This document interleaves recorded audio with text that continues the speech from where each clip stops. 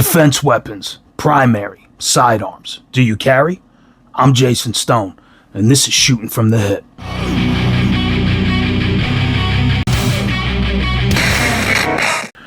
Welcome back, beautiful people. So before I get started with episode 3 of Shooting from the Hip, I had received an email from a viewer. He obviously seemed a little confused with the episode structure, and I just wanted to clear some things up. The Gravel Pit episodes I was reserving for instructional videos, and Shooting from the Hip was going to be more focused on gear reviews and current events talk. I do have them listed in separate playlists for organizational purposes, so I hope that helps to better see the vision that I had for this channel. If you all think that's dumb, let me know in the comments and I'll just keep everything in one place. Now, moving on to today's subject, because it's a hot one. With everything going on in the world the last few years and civil unrest growing more rapidly, riots and threats of foreign attacks, whether it's sleeper cells being invaded or economic collapse, the concealed carry and the restrictions topic has been a convo circulating the space for a while. Tons of channels that follow the news on this topic have many different perspectives. The one in common, and I think probably the one thing we can all agree on, is the fact we should all have something to defend ourselves. But now let's talk about it from a realistic viewpoint. Carry permits. The argument is that it's unconstitutional and the Second Amendment is our permit. It shall not be infringed. Well, I agree. But whether I agree or not, it's completely irrelevant. The fact is they exist, and as of the recording of this video, they are still restricted to the states you obtained them in. Hard stop. I see a lot of comments and even videos people put out talking about, screw that, I'll carry wherever. Really? You sure about that? You sure about that? Now, I could see if you're licensed in your state and you never leave the state. Cool. I could see if you're licensed in multiple states. Cool. But speaking for myself and maybe some others who are not licensed in multiple states, nor do we have the time and money to be licensed in multiple states, how does that look for us?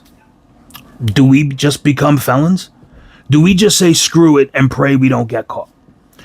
I think the narrative being pushed that we should do so is very disheartening, because you are encouraging people to break laws and become criminals, which is the exact group we want to defend ourselves from. As Americans, we pride ourselves in being freedom-loving, law-abiding citizens. Now somehow, the same people always screaming at from the rooftops are encouraging you not to follow the laws. Let's be clear. I think they're dumb and completely unconstitutional. But that doesn't change the fact that they exist. And if I violate them, I'll throw everything I've built and my whole life away, destroying my family and anything else that crumbles in my absence. So now let's talk about some workarounds. So one common action I see people take is keeping it off body and locked in the car with the ammo separate. Now that might work in some states because technically you are just transporting it through the state or bringing it to the range. However, in some states like New York, New Jersey, Connecticut, you can't even do that unless you don't stop or deviate from your path. So you stop for gas? Screwed. Stop for a bite to eat? Screwed. Now, I also see the argument all the time, just move or don't travel through the state, yada, yada, yada, yada. Now, let's be logical about this. I myself travel all the time, and who would in their right mind would add hours to a trip and drive completely around the state? I can't wait to see those comments. So, all of these videos with the people in their truck guns or bag guns, yeah, that's awesome, and I'm hella jealous. But how does someone like me accomplish that? In my home state, that's fine. I'm licensed. I could probably do that. But if I go to visit my parents or I'm traveling for work, it's a no-go. And also, just to add something here, if you keep your rifle and sidearm in a bag, unattended, in your vehicle, you're an idiot. And you shouldn't even own firearms to begin with. If someone breaks into your car, all your gear and tools, they're gone. It should be secured in a safe tethered to the vehicle. But I digress. So why am I saying all of this? Well, for two main reasons. One, even though I think the laws are ridiculous, they still exist on the books, and it worries me that some people who view these other channels with the constant fear-mongering are going to get pushed into something that could and will, if caught, ruin their lives. And two, it's another example, in my opinion, of more unrealistic slop that the internet is saturated with. Now, from a prepper standpoint, I think we should have protection. I think being prepared is an important factor in everyone's lives. But if I'm breaking the law, I'm no different or better than the rest of the scumbags out there. Now, I'm not saying for you to be vulnerable, but you gotta act accordingly. With all of that said, what's the next move? What are some legit workarounds? Is getting licensed in every state even feasible? For most, I would think not, but let me know if that's something that you did. But even if it is something that's obtainable, it doesn't mean you can carry a rifle in a backpack. Or tell me, am I wrong on that one? Now let's talk about these said bags. The infamous gun bag. You see these guys with chest rigs, rifles, body armor, ankle guns, flash bangs, the whole 9 yards in their Vertex or their 511s, right? Now, listen, I have all that gear too, but it's in my rollout gear staged and ready to rock. What is the realistic application for having gear like that with you? Active shooter? Terrorist threat? Okay, well, where do most events like that even happen? Live events, a mall, schools, or a church? Are you telling me you're legit walking around the mall with your family and all that shit in your bag?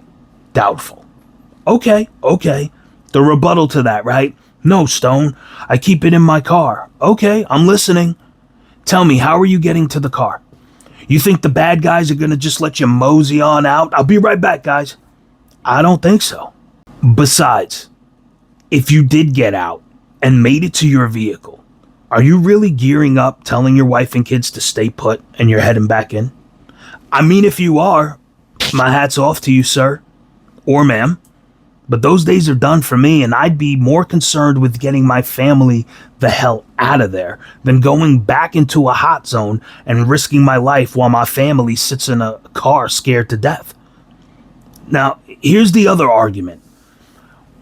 My gear is in the car, and my secondary is to fight to my primary. Okay, then what? Like I said, are you really just leaving your family in the car to wait and see if you're coming back?